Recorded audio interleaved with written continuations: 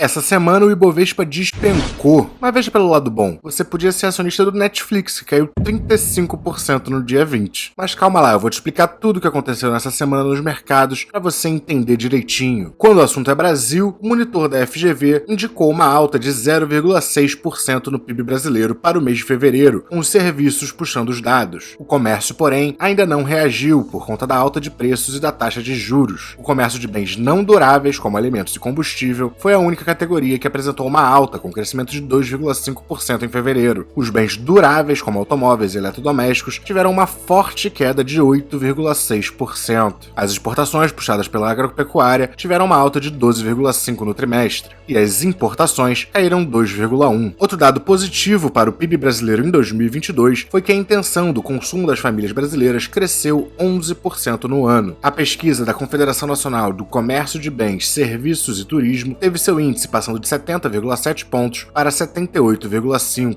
Isso representa uma subida de 11,1% em apenas um ano. Entre os indicadores da pesquisa, tiveram destaques positivos o emprego atual, subindo 16,9%, e a perspectiva profissional, uma alta de 5,7%. Mas tem mais notícia boa para a economia brasileira por aí. A gente registrou um superávit de 17,2 bilhões de dólares até a terceira semana de abril, representando uma alta no ano de 8%. Olhando apenas para o mês de abril, o superávit é de um pouco mais de 5 bilhões, também uma alta, dessa vez de 10%. Entre os itens mais influentes no índice, vale destacar a indústria extrativa, subindo mais de 12%, puxada por minerais, que subiram 24%, e pelo níquel, que subiu 289% em abril. Carnes também subiram 85%, combustíveis 11% e trigo 529%. Esses avanços, obviamente, vêm em meio ao boom, ao aumento das commodities, que seguem se valorizando conforme as economias vão reabrindo e o consumo volta a se aquecer. Não só isso, mas nos mercados, as commodities têm uma característica de proteção inflacionária e a gente vem vivendo um período de inflação mundial. Quando o assunto é economia americana, os pedidos de auxílio-desemprego seguem tendo queda moderada. Esse dado segue sugerindo que abril foi mais um mês de forte crescimento do emprego na economia americana. Na semana encerrada em 16 de abril, o dado ajustado sazonalmente foi de 184 mil pedidos iniciais de auxílio-desemprego. Apesar de ser uma queda de 2 mil pedidos, veio acima das expectativas da Reuters de 180 mil solicitações. Ainda assim, a taxa de desemprego fica em 3,6%, apenas 0,1 ponto percentual acima do nível pré-pandemia e dando espaço para o Federal Reserve aumentar a taxa de juros. Hoje, especificamente, saiu uma fala do Fed de que eles estavam considerando um aumento de 0,5 ponto percentual na taxa básica de juros dos Estados Unidos para o mês de maio. Então hoje o mercado já está precificando 99,3% de chance desse aumento na data de 4 de maio de 2022. Mas veja bem, mesmo uma semana atrás, a chance precificada pelo mercado desse mesmo aumento já era de 90,4%.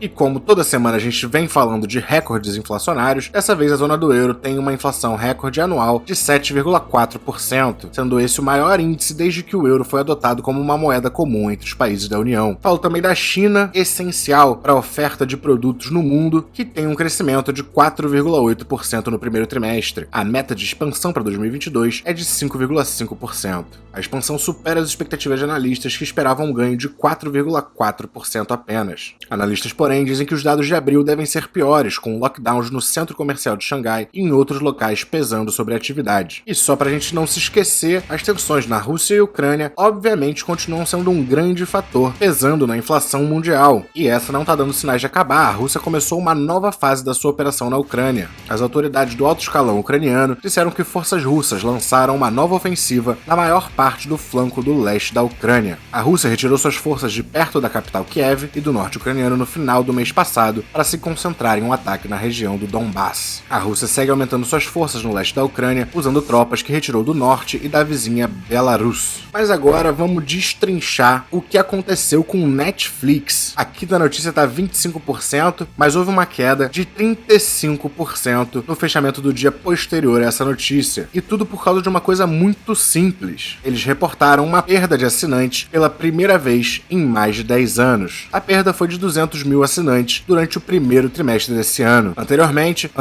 o guidance do Netflix era de um crescimento de 2,5 milhões de assinantes durante o primeiro trimestre, e os analistas tinham expectativas ainda mais otimistas, mais perto de 2,7 milhões. Isso representa uma grande mudança na perspectiva da empresa. Uma empresa que era precificada aguardando um grande nível de crescimento e que tinha que entregar esse alto nível de crescimento para justificar os múltiplos a qual era negociada, do nada mostra um decrescimento em assinantes. Isso obviamente faz muitas pessoas mudarem a sua visão sobre a empresa. Agora, depois dessa queda, ela se encontra com um PL mais razoável de 18 vezes. Sua dívida segue muito controlada, ela tem maravilhosas margens e seus indicadores de rentabilidade também são maravilhosos. Porém, o seu nível de crescimento está começando a ser duvidado. O que eu particularmente penso sobre o Netflix é que, apesar de ser uma empresa muito interessante e que eu acredito que daqui a 10, 15, 20 anos ainda estará atuando, ela não tem mais como manter esses níveis de crescimento que ela manteve por tanto tempo. Não só por ela já ser bem grande, presente em diversos países, mas porque ela está com competidores de peso. A gente tem o Amazon Prime, que oferece streaming por um preço muito mais barato. A gente tem os serviços de streaming da Disney, que também são mais baratos que o Netflix, e tem todo o apelo emocional que a propriedade intelectual da Disney tem nas pessoas. E ela compete também com serviços como a HBO, que, na minha opinião subjetiva, tem uma altíssima qualidade de produção. Mesmo a Netflix sendo uma boa assinatura, sendo um bom serviço, o setor está cada vez mais apertado e nós temos outras empresas com muita qualidade, com caixa para investir e que ainda tem uma pequena penetração no setor, ou seja, muito espaço para crescer e, como consequência, market share, que é do Netflix, está a ser tomado. Talvez daqui a uns anos Netflix seja visto como uma empresa de valor, não mais de crescimento. Também trago notícias da WEG, que iniciou produção de sistemas de baterias para veículos elétricos. A mesma segue se posicionando para ser a protagonista da mobilidade elétrica no país, em especial quando se trata de motores e carregadores. Os primeiros veículos a receber o equipamento serão 10 ônibus elétricos que vão circular em Sorocaba. A WEG também atua na área de carregadores residenciais e semipúblicos, como para shoppings e estacionamentos. E agora, pela primeira vez, depois de, se não me engano, 3 propostas recusadas, a BR Malls diz que vai negociar uma nova proposta de fusão com a Aliança Sonai. A EDP Brasil também anunciou um aporte para o desenvolvimento de uma usina fotovoltaica, seguindo assim o seu projeto de descarbonização da sua matriz de geração de eletricidade. Quem fez um movimento similar foi a Vivo, que vai passar a produzir sua própria energia em Roraima. Vai ser uma usina de geração distribuída e vai ser baseado em geração solar. Essa usina vai ter capacidade para 2.278 MWh por ano, que vai ser o suficiente para atender todo o consumo em baixa tensão das 51 unidades consumidoras da Vivo em Roraima, como lojas, antenas e equipamentos de transmissão. E essa é a segunda semana seguida que eu trago mais uma ação do Itaú. Dessa vez ele comprou uma fatia da Orbia, colocando mais um pezinho no agronegócio. A compra foi de 12,82% da Orbia. Lançada em 2019, a mesma afirma ser o maior marketplace do setor no país, por meio do qual são comercializados defensivos, sementes e fertilizantes. Lembrando que defensivo aqui é o famoso agrotóxico, né? A companhia já tinha entre seus sócios a fabricante de agrotóxicos Bayer, além da Yara de fertilizantes e Bravium de programas de fidelização. O Itaú informou também que a perspectiva para 2022 é que a Orbia atinja um volume de vendas de 3 bilhões de reais. Vamos agora aos destaques da semana, começando pelo mapa da S&P 500, onde a gente vê que quase tudo caiu. São poucas empresas que conseguiram ter uma performance positiva essa semana. Algumas mais defensivas, a Tesla, que teve um resultado muito bom, a IBM, que também teve um resultado muito bom, mas em geral o S&P sangrou essa semana. E o Ibovespa não foi diferente, registrando uma queda de 2,86% apenas no dia de hoje. E na semana acumulou uma queda de 4,39%, uma queda muito forte, se colocando abaixo da média móvel de 20 dias. E perdendo também esse nível aqui, que poderia ter agido como suporte. O IFIX se manteve estável, com uma variação de 0,06% para cima. O dólar na semana subiu 1,7%, porém apenas hoje teve uma grande alta de 3,78%,